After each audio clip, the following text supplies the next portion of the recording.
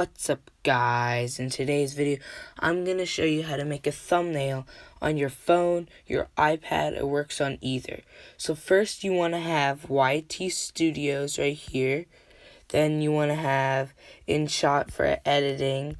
And of course you want to have YouTube. So you go into YT Studios. Then you go onto Dashboard. You go to Videos.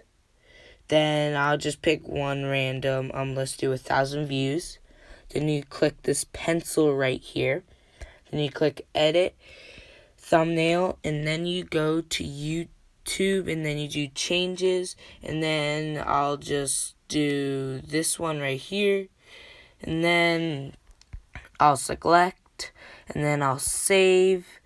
Then I'll save the changes. And then now you want to go to YouTube right here. So now you want to go to YouTube.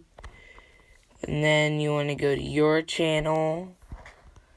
Okay. And then see 1,000 views right here. That's it. So I hope you guys enjoyed that video. Thank you for watching. Remember to like and subscribe. Thank you.